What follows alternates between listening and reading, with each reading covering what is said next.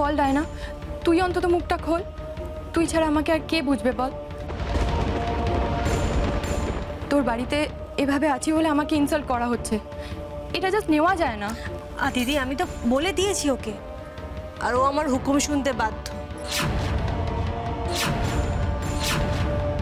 এবারের কর্ত্রী আমি, সংসারের ভালো মন্দ সব আমার হাতে।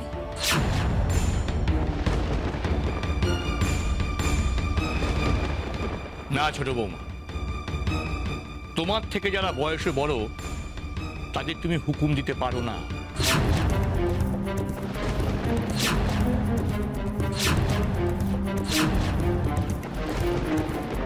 হ্যাঁ, তাদের তুমি অনুরোধ করতে পারো, আবদার করতে পারো। তোমার কথাটা তারা মানবে কিনা সেটা তাদের ব্যাপার, কিন্তু হুকুম সেটা তুমি করতে পারো না ছোট বৌমা।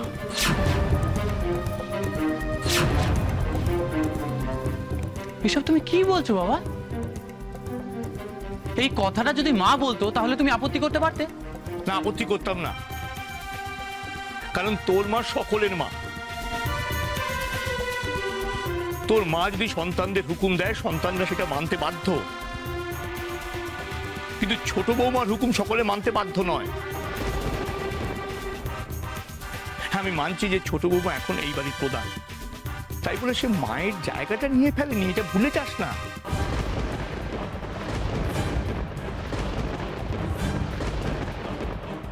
বাবা, এতদিনে আমাদের মনের কথা কেউ বুঝেছে, আপনি খুব ভালো।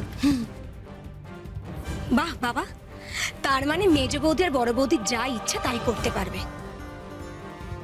আমরা কেউ কিছু বলতে পারবো না। দুদিন পর তো বাড়িটা উচ্ছনে যাবে, তোমরা সেটা তাকিয়ে তাকিয়ে দেখো। না, সংসারের কোনো ক্ষতি হবে না। আমি মরে যাইনি শোভা, নিশ্চিত আছে। যদি কিছু বলার থাকে তো আমরা বলবো, তাই বলে সংসারের কর্ত্রী হয়েছে বলে ছোট বড় জ্ঞান করবে না, যাকে তাকে হুকুম দেবে, এটা আমি মানবো না।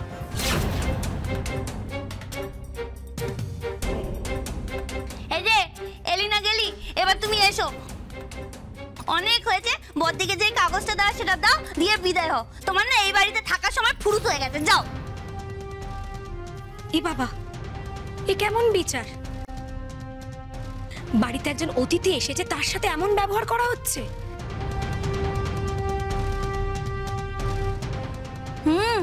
তোমার তো ভালো লাগবেই তাই না? তোমাকে সাজাচ্ছে, গোলাচ্ছে, আদর করে একেবারে উচ্ছন্নে পাঠাচ্ছে, তোমার তো খুব মজা লাগছে। সেই তো সোমা।